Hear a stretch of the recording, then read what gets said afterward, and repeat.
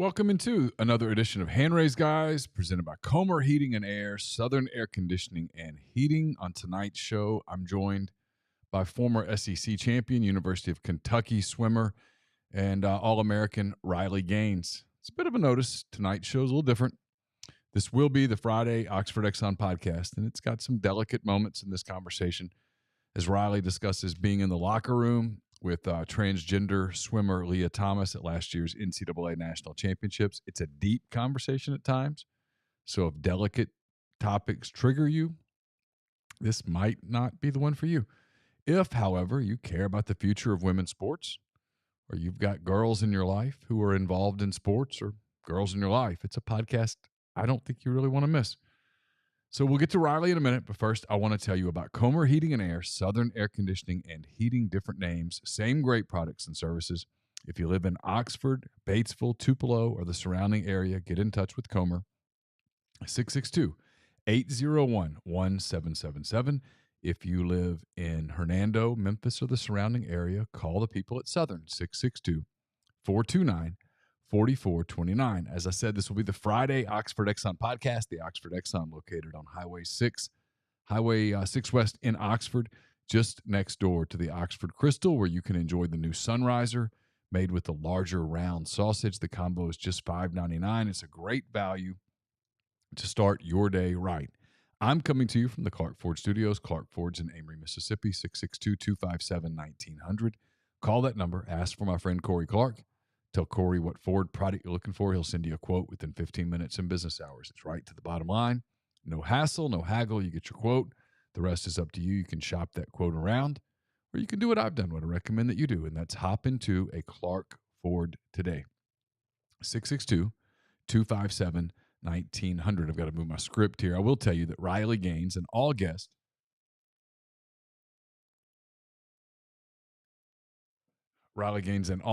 join on the myperfectfranchise.net hotline. If you're a displaced corporate executive, or you're wanting to put your career in your own hands, if you're an experienced entrepreneur and you're looking to diversify, Andy Ludicky can help. He's a longtime Rivals board member, a diehard college football fan, franchise veteran. He owns multiple franchises and businesses, uses his expertise to help others find their American dream through a very thorough and free consultation process. So call Andy and put your life and your career in your own hands. It's 100% free, so you've got nothing to lose. Find your perfect franchise at myperfectfranchise.net. Contact Andy anytime at andy@myperfectfranchise.net, or call him at 404-973-9901. So here's my conversation from earlier on Thursday with SEC champion swimmer Riley Gaines.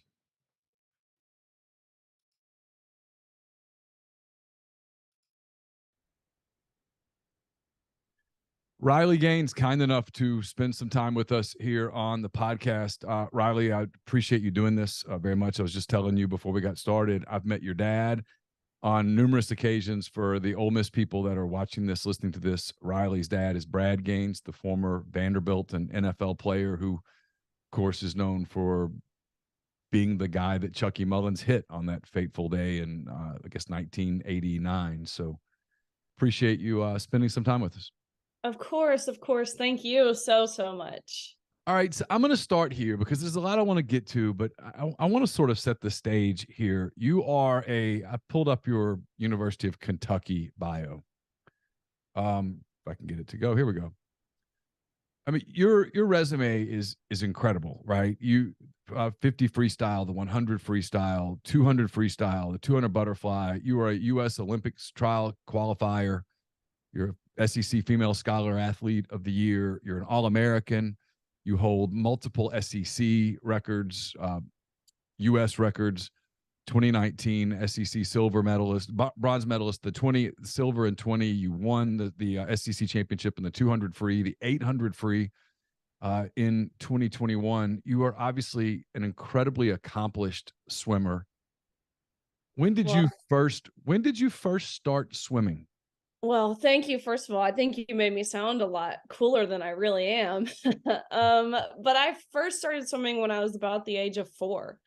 So, man, this has been a lifelong journey. A lot of people, of course, they see you at the collegiate level but there's so much work that goes in just to get to that point. It's impossible to put into words the amount of time and the sacrifices that you make competing at that level or wanting to be successful at that level. I mean, you miss out on proms, you miss out on vacations, you miss out on sleepovers, all of the things that essentially make one's childhood. Those are things you have to forego if you're wanting to be successful in your sport, which of course that's something I was willing to do. When did you realize you were elite at swimming?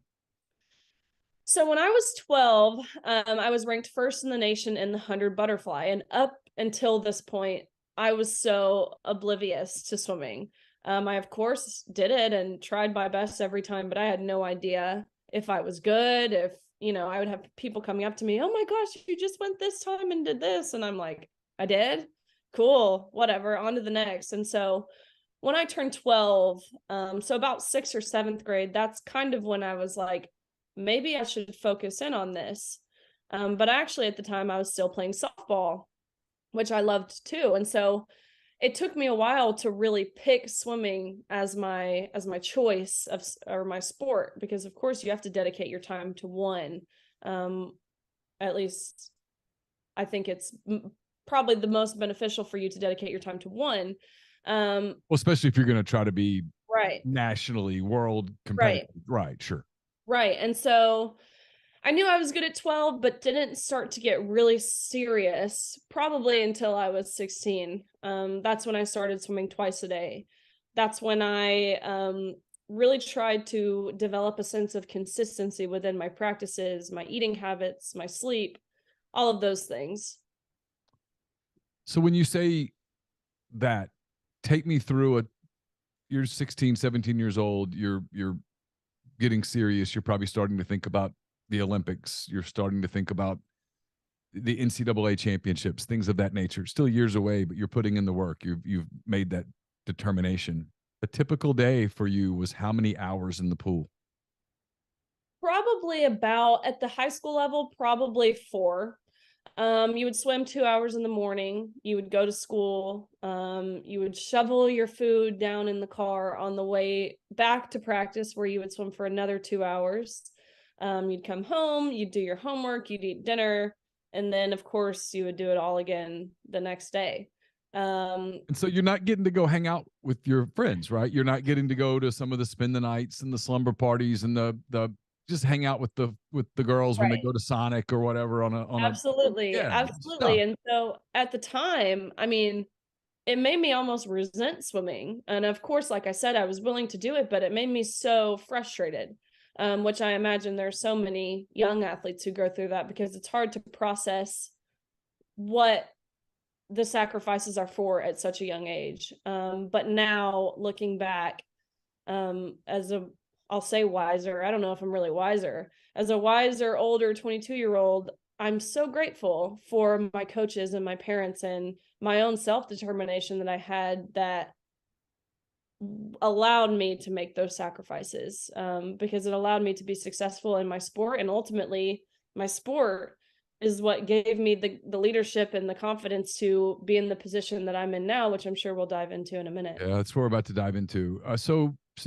I set that stage. So you get to Kentucky, and you're now competing in the SEC against Right. some of the best athletes, some of the best female athletes in the country, some of the best ones in the world, people who are Olympic competitors.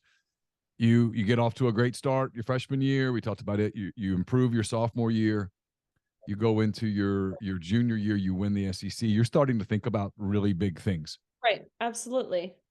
Um, Obviously, when you're an elite swimmer, you start to know the other elite swimmers because you guys see each Absolutely. other everywhere you go, and you know how Right. they're putting in the same amount of work you are. Absolutely. This is the difference between first and third is milliseconds, right? It's really Exactly. close. Yes. When was the first time you heard of Lia Thomas? So the first time I heard of Lia Thomas was about halfway through my senior season. So about November of 2021. Um, like you said, I had been improving readily, not to mention, first of all, my college experience was already pretty weird because we had COVID, which my sophomore year, that took our NCAA championships away. We didn't get an opportunity to compete nationally. And so I kind of had this, not necessarily anger, but this drive built up in me that there was things I wanted to accomplish. And I knew, of course, as a senior, I was running out of time. And so I had made it my goal to win a national title, which was something I was very capable of doing. And so again, November of 2021, so halfway through my senior season, I was right on pace to win a national title. I was ranked third in the nation in the 200 freestyle. Behind One amazing female athlete that I was very familiar with, because exactly like you said, being at that elite level, you know each other. So one female athlete that I knew very well, even though we competed across the country from each other. And then one person I had never heard of before, which of course was Lia Thomas. But at the time, I had no idea that, and it never once even could have possibly occurred to me that Lia Thomas was a biological man. So when I was looking at this on paper, still unbeknownst to me, this is a man, there were so many red flags because, like you said, I never heard of this person who was a senior. So how bizarre for someone their senior year to come out of nowhere and be leading the nation by seconds. Because who was the other swimmer you were talking about? I believe it was Isabel Ivy, who is a swimmer from University of California. So you'd seen her name and seen her. Absolutely. Yeah, so you knew who absolutely. So it was just kind of it was crazy to think that someone would just come out of the blue and suddenly be better than you and her. Right. And another kind of red flag to me at the time was that this person, Lia Thomas, was ranked first in the 100 freestyle, and then everything in between to the mile, which the mile, of course, is a distance event. So think about running. Is your best 200-meter runner going to be your best marathon runner? No. Absolutely not. And so there were so many weird things like, who is this person? This person must have the skill set of a god. Like, this is such an anomaly. Still never occurring to me that this could be a man. But then, of course, a couple days after these nation leading times were posted, an article came out actually on SwimSwam, which is one of these media outlets for swimmers. And it disclosed that Lia Thomas, very briefly, it was like it just wanted to insert it and then move on. But very briefly said, Lia Thomas, formerly Will Thomas, swam on the men's side at UPenn before switching over, and then carried on with the article. And so I'm reading this and I'm like, oh my gosh, what? This is a male? And truthfully, it made everything make sense. I was like, okay, I understand now. And I was, of course, shocked, just because I never thought this would be something that would infiltrate into swimming, at least in my time.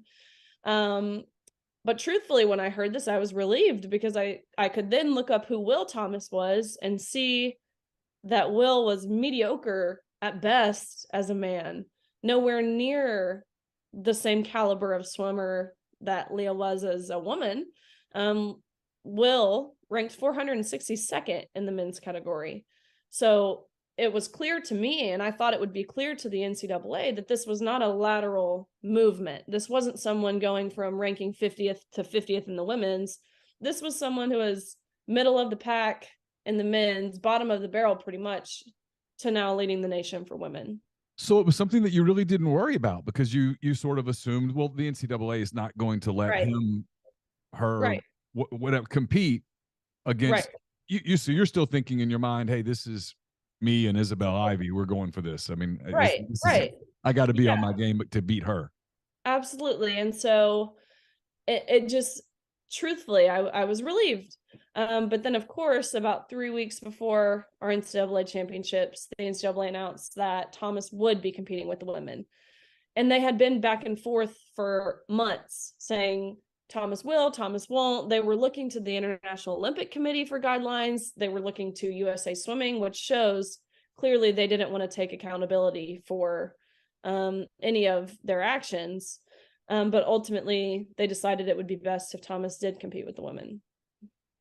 So what are your thoughts at that time? I mean, you have 3 weeks or so. You're in a normal situation, you would be laser focused on swimming at that point, every single day, getting ready to go for this event that you've, like you said, you got cheated out of in 2020, and here's your chance. And Absolutely. How much did it weigh on you that that you're going to be swimming against a man in that competition?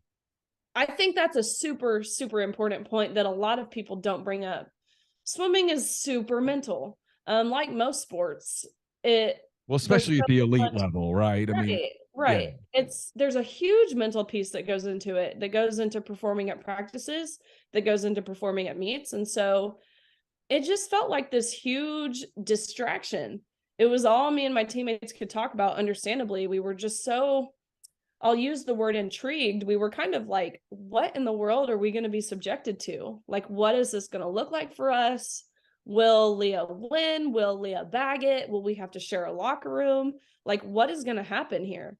And so, of course, every day we continued training to the best that we could, but it just felt like a distraction, to put it at best. So you get to the national championships, and she's there. He's Lia Thomas is there. Did you interact with with Lia at all? Not really. Lia was very secluded in a way.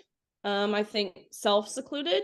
There was also another trans athlete competing at the same meet who, which I think this is another important point that the media does a pretty terrible job of covering.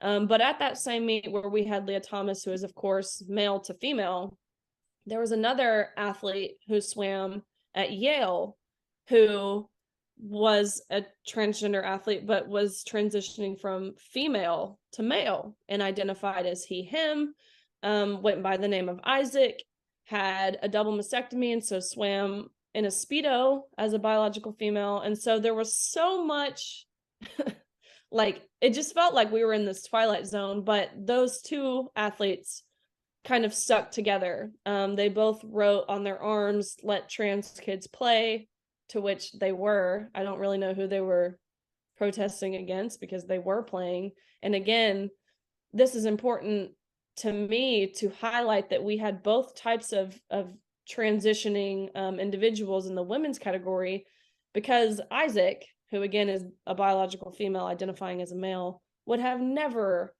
been able to qualify in the men's category.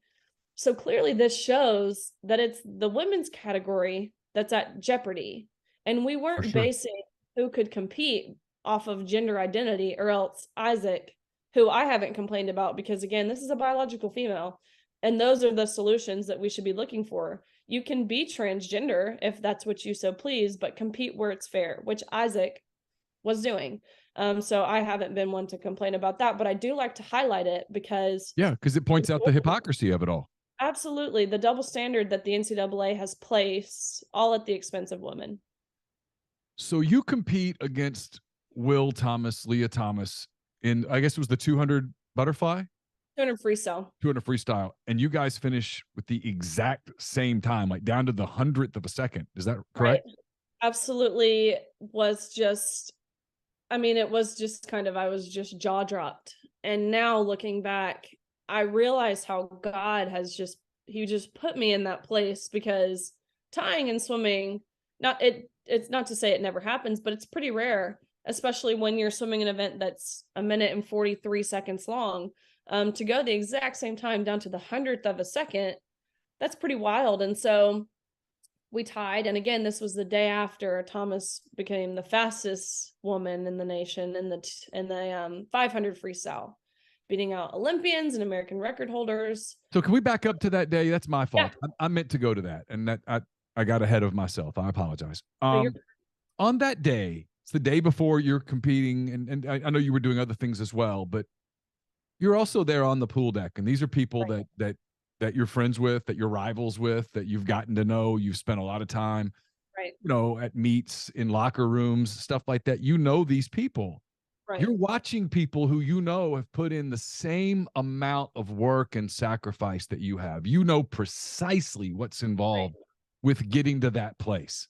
And even though you want to beat them or whatever, you respect them because they've put in the work, right? Absolutely. And you're watching these people be stripped of their accomplishments, Absolutely. not legitimately, but by a biological male. What's going through your mind and your heart during that day? So watching it in prelims, watching Thomas swim in prelims, destroying everyone. I knew what was to come, of course, at finals, but I was standing on the side of the pool deck and Thomas was in the last heat of the morning. And so Thomas was swimming and I was standing next to this girl from Virginia Tech. Her name is Reka, who had just swam the 500. She was in one of the previous heats and she knew that she was going to be right on that bubble of making finals. And so we're watching and I'm standing next to her and we watch as the last heat touches and Thomas wins, of course, and she realizes that she got 17th. And she just looked at me, broke down in tears, and said, I just got beat out by someone who didn't even have to try. And it just broke me. That's when it became really real to me that this is affecting girls. Like, this is affecting girls more than just, they're losing out. This girl is now not an All-American because Thomas, and she's actually from Hungary. She stayed for a 5th year so she could accomplish that. So she swam 5 years to get to that moment. And it's 5 years at the collegiate level from Hungary to get to this moment, to have it taken from a man.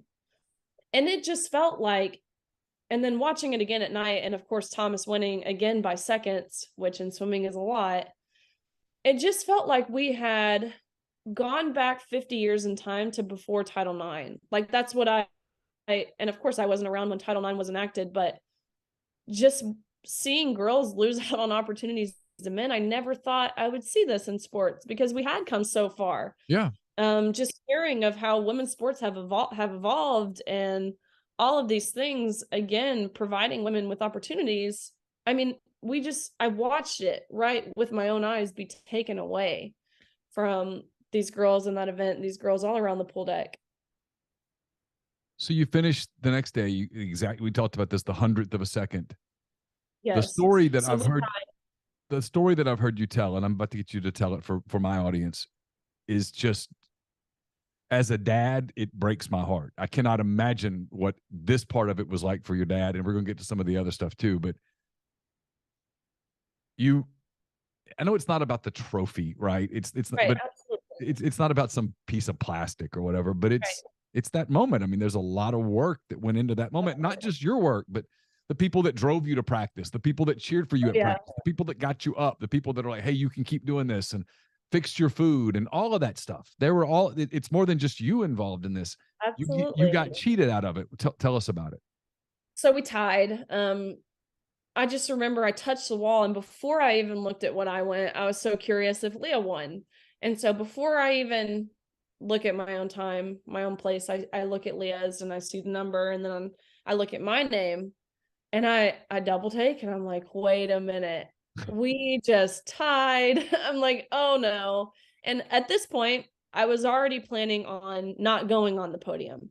That was going to be my form of protest because I wanted to compete. I didn't feel like it should be my place to have to give up my spot. And when I asked actually the NCAA official, what happens if I don't step on the block, because I thought that would be a good way to make a statement. And he told me, well, we have alternates and it will be next person up if you don't get up. So I was like, okay, I don't want to miss out and not even take a stance. So I won't get on the podium. That was going to be my form of protest. But then when I realized we tied, kind of all of these thoughts are going through my head, and I'm thinking, okay, maybe this will be a good opportunity to show people the difference between a 6'4" man and a 5'5" female. Maybe I will get on the podium, because now if I don't, there's not even an empty place because we tied. And so all these thoughts going through my head, and we go behind the awards podium where they hand you the trophies, and the official looks at me and says, great job, y'all tied. Lia gets the trophy. Riley, we can eventually mail you one, but you'll go home empty-handed. And so I'm sitting there and I'm like, okay, like, I understand there's one trophy. Like, I understand you don't account for ties, but why are you giving this trophy to Thomas? What's the thought process? And he was not prepared for me to ask him that question. He said, well, we're just doing this in chronological order. And I say, okay, what are you being chronological about? And he said, well, for photo purposes, Lia has to have the trophy. And it was at that moment that I felt like we as female athletes had been reduced to a photo op to validate the feelings of a man. our whole lives, exactly like we've described, working to get to that point. It was like they just made a mockery of it all. It was just a photo op. That's what we were reduced to. And so, um, and again, I didn't want the trophy. I didn't, when I was asking this man this questions, you're exactly right. I'm a 12-time All-American. I have lots of those at Yeah, home. It wasn't sure. the tangible trophy. It was the principle behind what they were allowing and why they were allowing it. Um, and so that's kind of that. And again, Leah's standing right beside me, and it's actually a lot more hostile than I'm describing to you. My heart rate was high and I'm screaming at this official. And I look at him and I say, "You're going to give this trophy to a man in the women's 200 freestyle," with Leah standing right beside me. And Leah doesn't offer it, doesn't say a word, which again, I didn't even want the stupid trophy. I'll try to ask about this in a way that doesn't make you uncomfortable, but at the same time, I think this is such a important part of the story, and it leads to where this is all going. And one of the reasons that I think you're being as vocal as you're being, and the courage that it takes for you to do this in this political climate, I really admire it. Um, Obviously, when you swim, you're putting on I don't know what the word is, a Right. suit A knee skin. Yeah. Like yeah.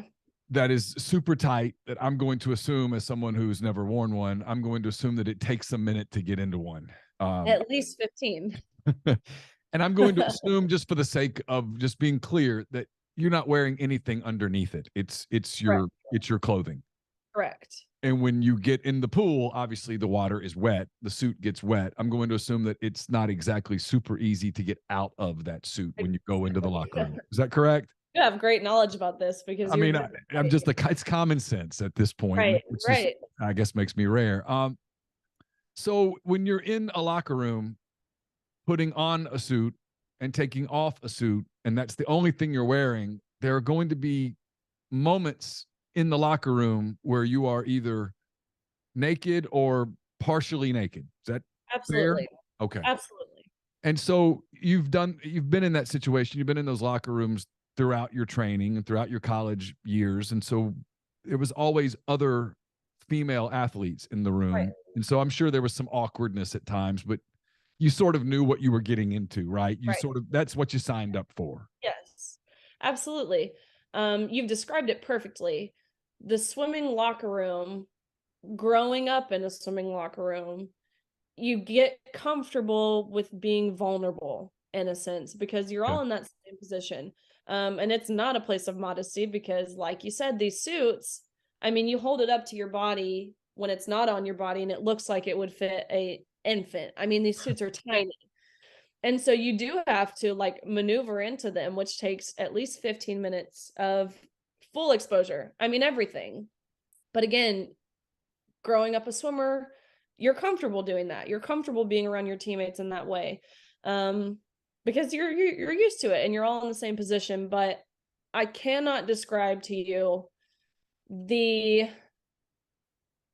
just the subconscious feeling of exploitation, of uncomfort when you turn around in that locker room, first and foremost, not being forewarned of this arrangement, never being told this would be the case.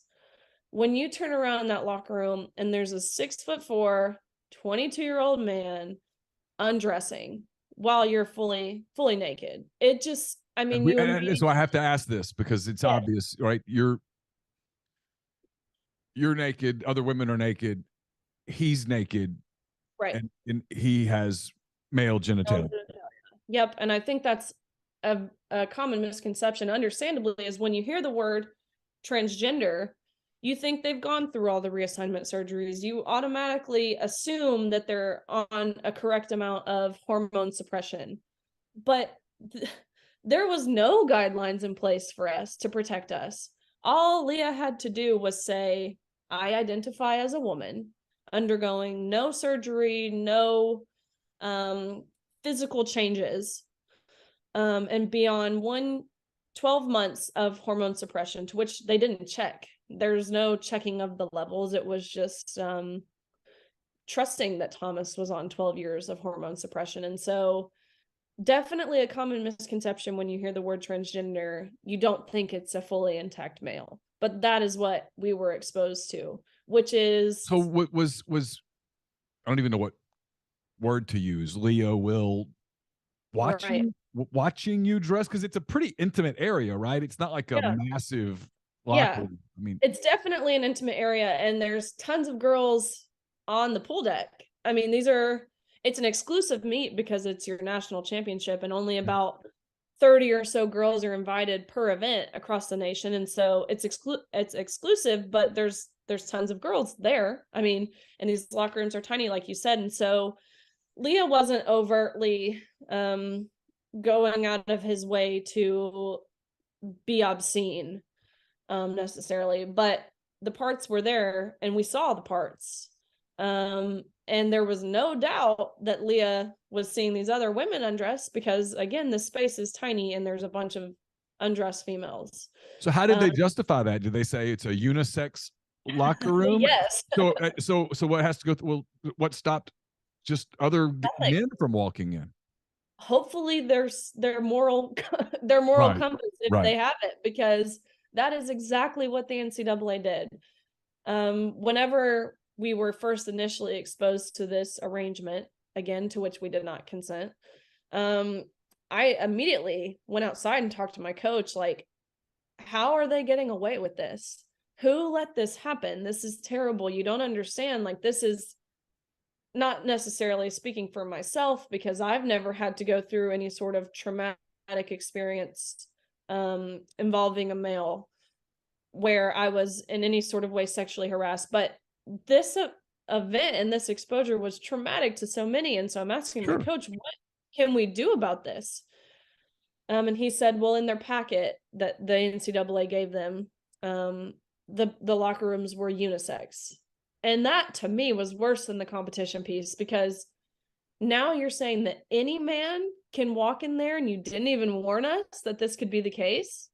Again, I mean, I would imagine these coaches would never ever do that, but subjecting us to that, any man, not even a self-identifying woman, could walk in there. It just felt like, I mean, 2 years ago, a year ago, this would have been some sort of sexual harassment or indecent exposure having a man in that capacity in a woman's dressing room.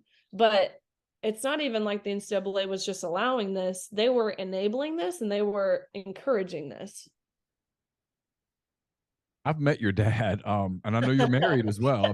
I've never met your husband. I assume I would guess that he was not happy. I've met your dad. I'm I'm amazed that they were able to keep him out of the locker room and Well, not I to had come to in and look tell him, at girls, but to come in and hurt someone. I had to tell him, Dad, hey, we already have one guy in there. We don't need another. But let me tell you, as a dad who of course is protective of his family, of Sure, his daughters, um, this was unfathomable for him. It was hard for him to even be in the pool watching us compete when he knows we're competing against a man. And that's not unique to my dad. I mean, there are so many parents, tears in the stand watching their daughters lose out on opportunities and knowing what their daughters were being subjected to in the locker room. But you're exactly right. This is something that my dad wanted to handle with his own two hands. And I I'm had to say sure. that that is not the answer here. Um, you've become outspoken about this. What motivated you? What led you, knowing that in this climate, I'm going to get, and I'll ask you about it in a minute. I'm going to guess that you've gotten some pushback. What, probably a lot of it. What led you to say, "Hey, I'm going to speak up"? And you're a young person. I mean, you are and this, I can't believe I'm saying this, but it's true. You are accepting a degree of risk here when Absolutely. by speaking out. I mean, you have your entire life in front of you, your professional career in front of you. Right. People are going to desperately try to label you. They're going Absolutely. to try to label me for talking to you. I know how it works. Absolutely. Um, but what led you to speak up? You know, before I had people like media outlets Instagram DMing me, hey, they were looking for anyone to talk to them, of course, because this is something that would draw in, I mean, it was clickbait. And so they were reaching out to tons of swimmers, to which everyone was so scared. And so I was getting all of these requests, and before I did anything, I wanted to talk with my athletic director, Mitch Barnhart, who is, I mean, he's my friend. We had such a good relationship. And so I called him the day after and I said, "Hey, this is what's happened. This is how I feel. I never want to paint the school in a bad light, but would you be okay if I go public with my feelings?" And he said, "Absolutely." He said, "I can't encourage you enough to speak your heart. What you guys went through is a travesty and no one should have to go through it." To which now I'm realizing how much of an anomaly it is to have an athletic director or anyone supporting you in an administrative role supporting you. And so called him, got the okay from him. And I spoke with the Daily Wire actually, and from there it blew up. But what initially pushed me to that point, to the point where I felt like I needed to speak up, is because truthfully, I was looking for someone to speak up. I thought, there would be someone, some other swimmer would do it. There would be a coach that would do it. There would be someone with political power to say something, but it was like crickets. The only thing I was seeing was how ESPN was calling Lia Thomas so brave.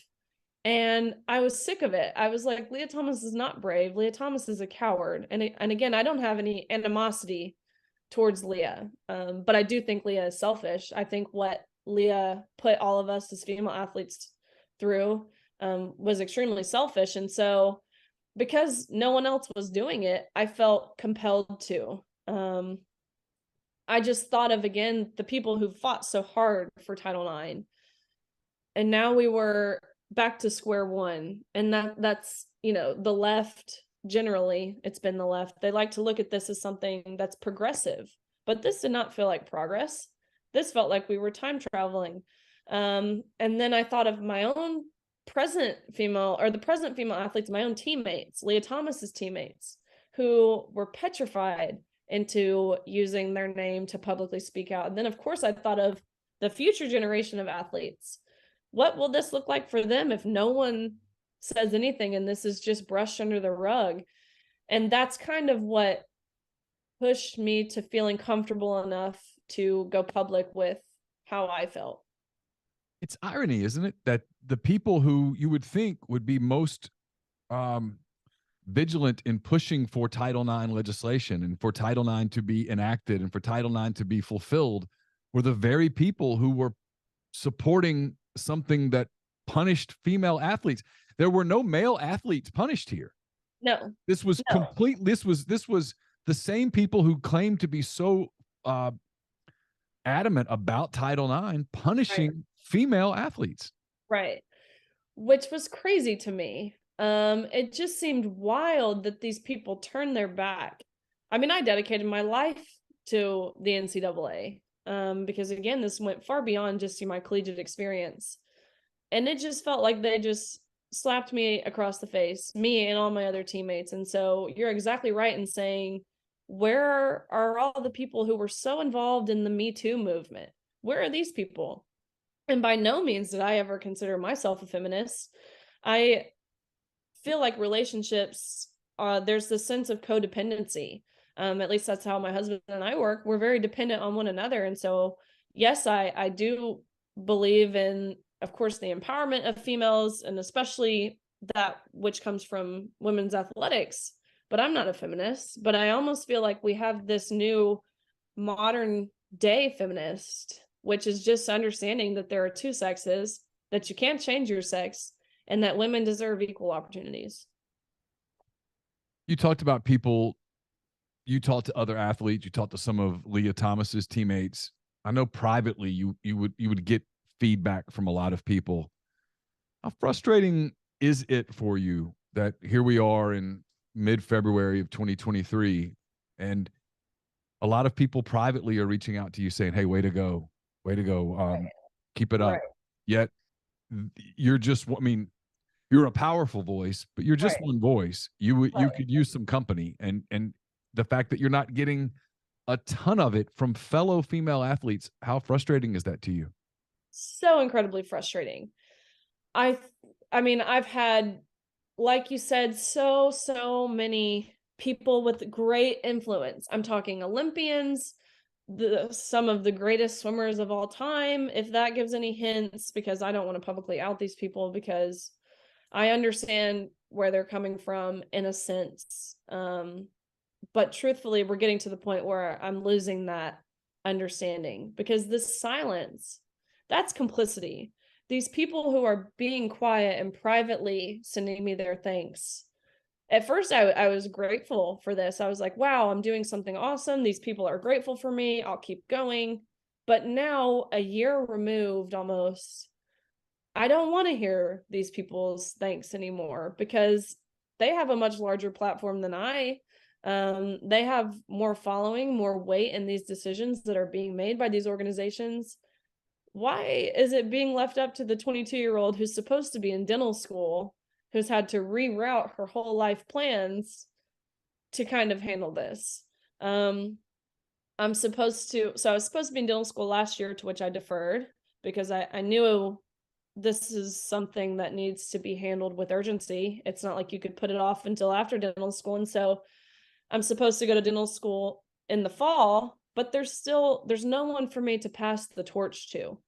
And I don't want this to be something that the NCAA can just brush under the rug. And so it's crucial that we have athletes, specifically female athletes, willing to take a stance, because I promise you, it is not as scary as what they want you to think, what the media wants you to think. That's not to say it doesn't come with pushback, because it definitely does, but the support and the opportunities that it's given me is tenfold anything negative. The NCAA specifically, have they pushed back against you? Not directly, actually. I was nominated for Woman of the Year by my university, which I was so grateful to be nominated for. Congratulations. Thank you. It's a huge honor. Each school gets one nomination. And so at Kentucky, we had the #1 WNBA draft pick. We had Abby Steiner, who is, world record holder track athlete. We had national championship volleyball team. So many amazing female athletes. And so when I was their nominee, I was just thrilled and truly humbled. But then when the full list of nominees was released, of course, none other than Lia Thomas was nominated for Woman of the Year, to which instantly that award meant nothing to me. If we have to compete against men, it's not NCAA Woman of the Year, and I don't want the award. But I still managed to go to the NCAA convention where they were announcing Woman of the Year. I went down there. I pretty much orchestrated a rally with a bunch of different groups. We created this coalition, and I think it's pretty important to mention that these groups were from all over the political spectrum, which I hate that this issue has gotten political, but it has. We had, of course, right-leaning groups. We had super liberal groups. So it was amazing. We were able to deliver a petition directly to the NCAA with nearly 10,000 signatures. And just, 2 days, maybe we got all these signatures. And then we also directly presented them with a legal demand letter saying that if they don't stop discriminating on the basis of sex, there would be legal action taken, which was pretty cool. They came right outside. I handed them the stuff. We talked for a second, to which they've done nothing since then. But there is a new president who will take effect in March. And so I am hopeful that President Charlie Baker will, he knows this is on his docket. It's forefront. It's something he has to handle, and there's no getting around it. And so I'm hopeful he does the right thing. You heard from Congress at all? Anyone willing to take this on politically? Because again, this isn't, and look, I have a lot of thoughts about Lia Thomas, because I think Lia Thomas has a public persona, and I've seen some of the other stuff that happens in Lia Thomas's personal, private, social media life, and I'll let other people dive into that and go down that path if they like, and you certainly are free to weigh in. It's just it's not the super wholesome no. it's not the super wholesome persona that some tried to paint. I think it was Sports Illustrated maybe was Woman of the Year, and I thought no. Well, Lia Thomas was Philadelphia's most influential woman of the year, all of these different accolades. But in reality, which again, not to bring up someone's personal life, but I think it's important when we're discussing who we as women were sharing a locker room, a changing space with. Yes. This person is an autogenophiliac, which means they are sexually aroused from dressing as a female. It's not what true transgenderism is. It's they get sexual arousement from pretending to be a woman, which is crazy that we allowed this person to we participated in their weird fetish in the NCAA. But you participated without giving consent, and that's Absolutely. that's critical in this, right? Had you Absolutely. had they been very forthright with you up front and said, "Hey, listen, Riley, here's the deal. Um, Right. you don't have to like this, but we're letting you know ahead of time that Leah's going to be in the same locker room as you, and Right. Lia still has full male genitalia. We're just telling you up front." At least at that point, as pissed off as you would be and as Right. hurt as you You would would be, know. you would be able to make an educated, informed decision as to what you wanted to do in regards to dressing or participating or whatnot. Correct? Right. You would And you it would sounds like almost like that's the bare minimum of what they should be doing. well, that is the absolute bare minimum. Right. I would, as a father, would be furious if my daughter Right. were put in that situation. But at least then, you could say, okay, well, as inconvenient as it's going to be, I'm going to get dressed at the hotel, and I'm going I'll figure it out. Or I'm Right. going to mentally prepare myself for Right. what is to Right. come. You should not have been. It should No. not have been a surprise, if you will. That No. hey, look, there's. Come on, that's Right. insane. Yes. Totally, totally insane. And it's sad that again, that's what we went through. And actually talking to one of Lia Thomas's teammates who, keep in mind, had to do this for a full year. I mean, not just a one-off meet, every day had to share a locker room with Thomas. Um, we were talking and she was expressing her thanks to me, and she told me that when she was in high school, she was pretty violently raped, which is, I mean, I can't even imagine.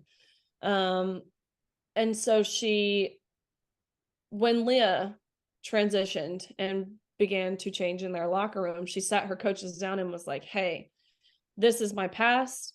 This is what I've went through. This is really hard for me. Like this is triggering, this is traumatic, and it causes me great anxiety. Is there anything we can do?" Because and she was a friend of Leah's. Like, it's not like it was anything towards Lia. And her coaches said, "No, sorry. Educate yourself and go to the LGBTQ education center to realize how oppressed Lia is."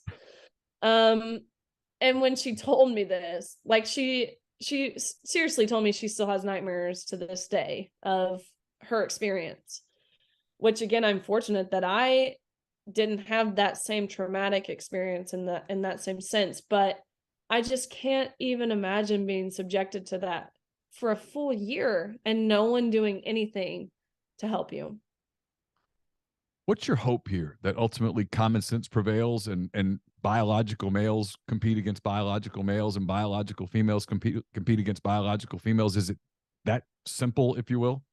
It should be. My hope is that the people who are allowing this, the Biden administration, who's actively trying to rewrite Title IX, the NCAA, all of these different sports specific affiliations like FIFA or US rowing, they'll realize that in theory, it sounds inclusive. It sounds great. It sounds like everyone is loved. But in reality, they'll realize this isn't inclusive and it's not kind to affirm these people with these genuine mental dysphorias. Um, Affirming to that is not nice. You're not helping the trans community suicide rates. You're not doing anyone any good. These inclusive policies in reality are exclusive to to women. And I truthfully hope they will see that it opens a door for people. I mean, what man, I'm not sure. Sorry, my watch is talking. What Okay. man would hear that he could say that he's a woman? That's all he has to do to win a national title and undress with women. I mean, I'm sure that sounds like a lot of men's dream. This opens a door, and I'm not saying Lia Thomas solely transitioned to win or to be in a room with naked women, but there are people who would do that. And this opens that door to where people can take advantage of it, again, at the expense of women. And so I hope people realize, and again, another important point is that in swimming, I didn't have to worry about my safety. We weren't playing there's no physical contact, but look at what happened to the North Carolina volleyball player who was, spiked in the face by a male who was still having vision problems. She had to go directly to the hospital where she concussion, all the things. Look at Fallon Fox, the MMA fighter who broke that girl's skull. There was a hockey game where a transgender athlete took out a female. I didn't have to worry about my safety, but what happens in a sport where you do? It's dangerous. And so I'm just hoping that these organizations allowing this will realize that before it's too late and before girls are assaulted and girls are harmed in their sport and before too many scholarships and opportunities are lost.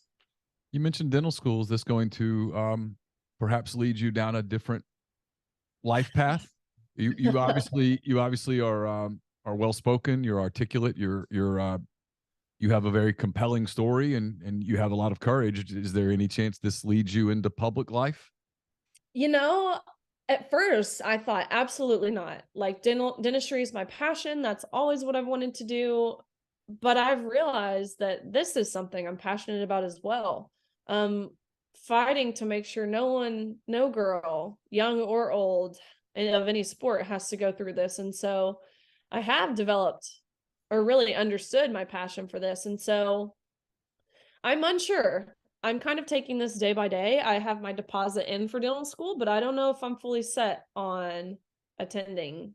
I'm working for an organization now called Independent Women's Forum, where they've just allowed me to pretty much continue doing the same thing that I've been doing in terms of advocacy, but they're providing me opportunities to testify both at the state and federal level for fairness in women's sports types of bills, which is amazing. I believe 18 states have passed a Save Women's Sports bill, with several more in the process of doing so. And so it's been amazing because, again, ultimately my goal in speaking out was to enact change. And so by being involved politically, being involved in the legislative side, I feel like changes are being made, and I am doing everything I can to help this rather than just advance myself personally, because that's not what I want.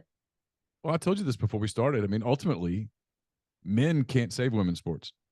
Right. No. Women are going to have to save women's sports. I mean, it's. I know that maybe sounds kind of rote and ridiculous, but it's true. Right.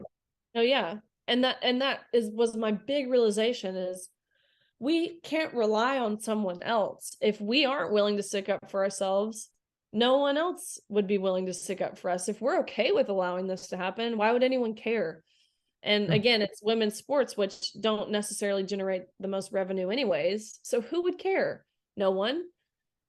Well, people might care, but they're not willing to do anything about it if we're not. And so females have to be the ones to handle this. We have to be willing to take sacrifices. And I know that's easier said than done. But again, if I could preach anything, it's that there's been so much support.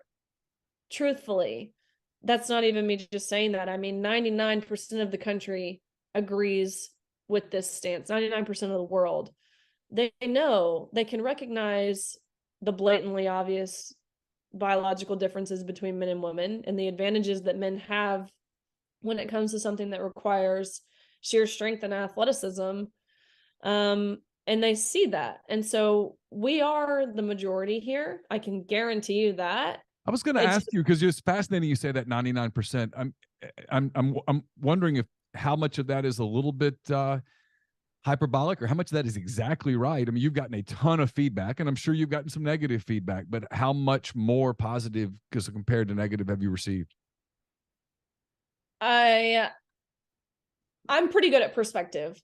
I'm not someone who's going to let the negative weigh on me, because the personal attacks from these spam accounts, they don't bother me. They really Right. don't. It's either coming from someone who is transgender themselves, who's morbidly obese, or who has no profile photo because they're scared to show their face. I mean, I'm just not going to let that bother me. Because I know truthfully in my heart, my convictions, and I know I'm not transphobic. I know I'm not discriminating against anyone. On the basis of, how they identify. I'm not judgmental. I know I'm not.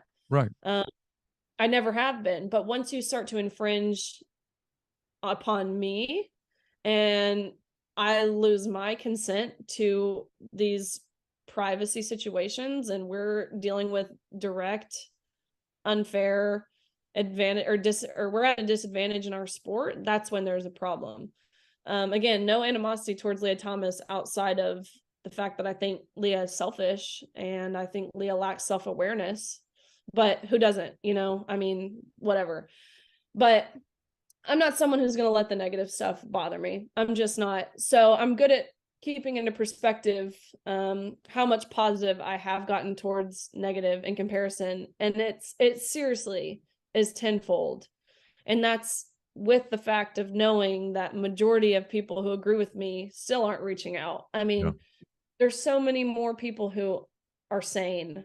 It's just people are, one, either scared to publicly say it. I think that's kind of really what it boils down to. I know people can follow you on Instagram, on Twitter, that kind of thing. You've also got a website. I'm trying to recall it exactly. Can Yes. you tell people about that if they want to learn a little bit Yes. more? Yes.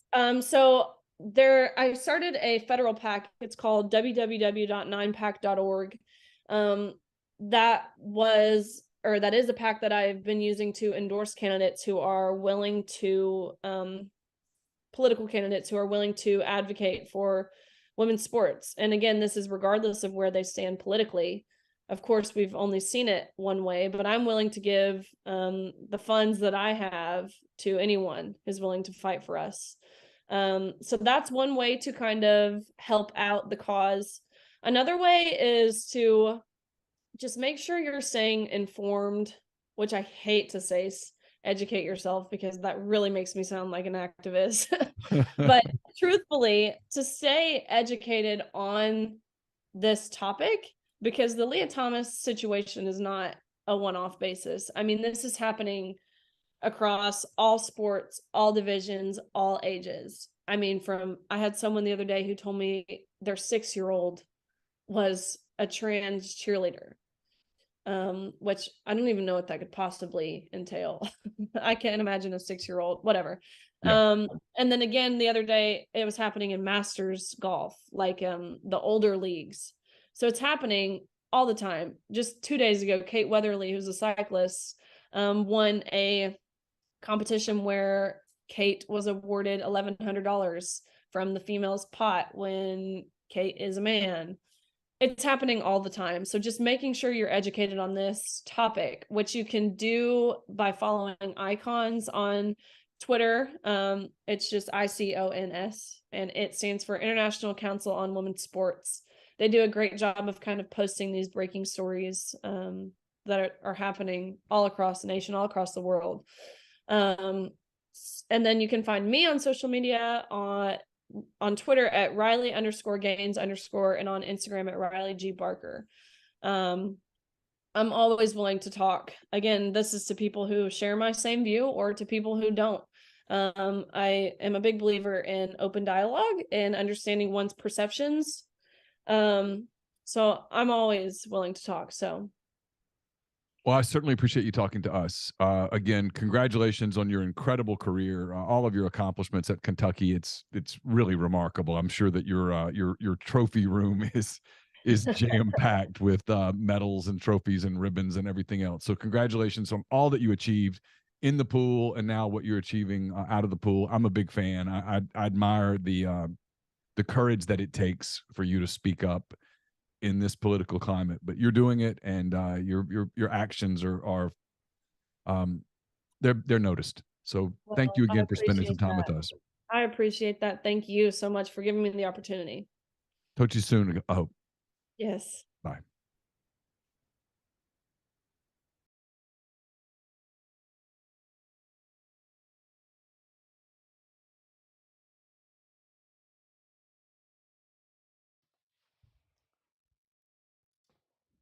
Again, our thanks to Riley Gaines for her time on the show. I hope you guys enjoyed that. This will be up in podcast form. Friday is the Oxford Exxon podcast.